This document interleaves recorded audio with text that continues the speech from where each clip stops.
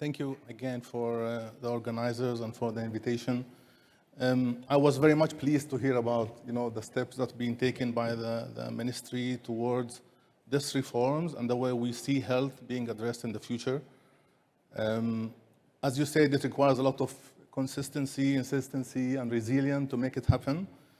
And listening to the previous speakers, to the minister before, the Minister of Finance, to the Minister of Health, everybody was mentioning the COVID era, right? And how we were able to cope with it. And just to remind, we were able to do that together, the industry, the state, and everyone together, by also utilizing the innovation that was coming from the way we were able to identify the disease with the diagnostics, the way we were able to treat the disease for those who were sick and couldn't avoid it, and the one later on with the vaccine. So innovation is definitely in the heart of everything we do. It's connected very much to the economy, connected very much to the society, connected very much to everything where we would like to go forward. The cost of each one of these innovations that come to the market, according to a study that was conducted by Tufts University in 2020, is between $2 to $2.5 billion, right? For each one that gets to the market, we have hundreds of molecules that never make it, right? Is this, just to be clear, this is for each drug? For each drug. Okay. Because many drugs are not getting to the market, right? Because of the clinical trials, they fail, they do. And this is public information, right? To make this happen, we need capital. We need the ability to fund it, right? So capital is fundamental and important for innovation.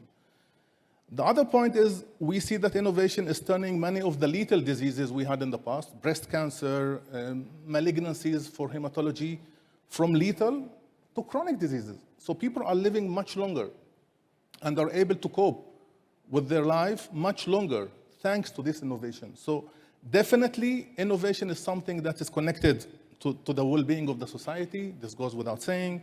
To the economical growth by conducting all the developmental activities and the research and the clinical trials, by creating jobs for highly educated, highly paid employees that are employed by companies that have innovation, and of course by having healthcare cost reduction at the end, because if we are able to manage diseases in a better way, at some point we will be able also to reduce the cost of the illness of the society.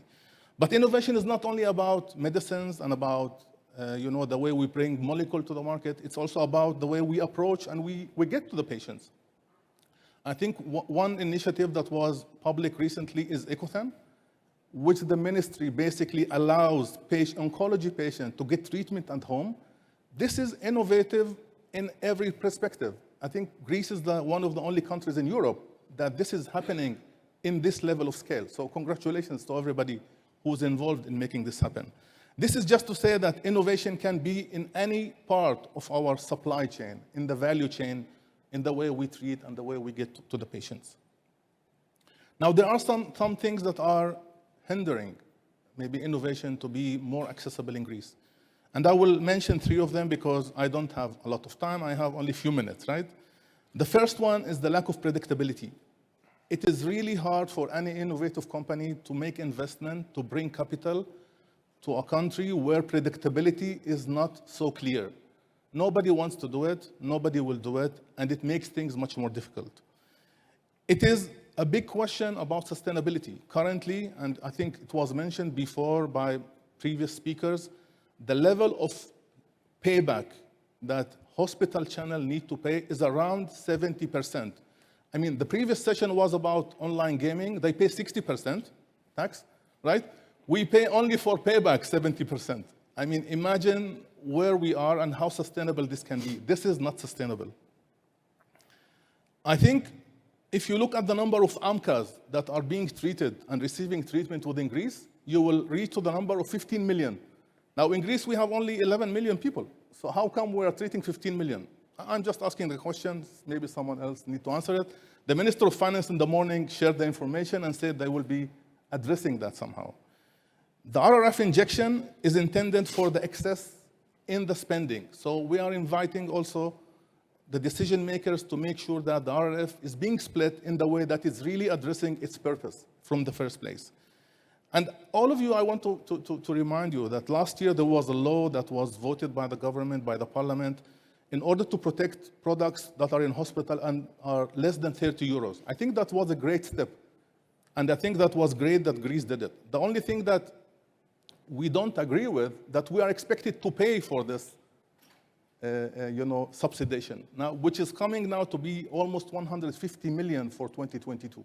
This is something that is really making things much harder for us to bring innovation and to convince our headquarters that we need to invest more in Greece.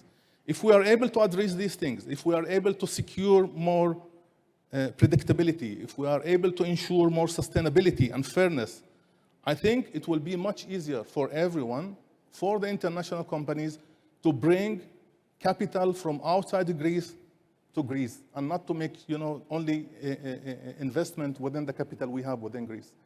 So yes, I think we are moving into the right direction. I think the current administration is showing a lot of willingness to support.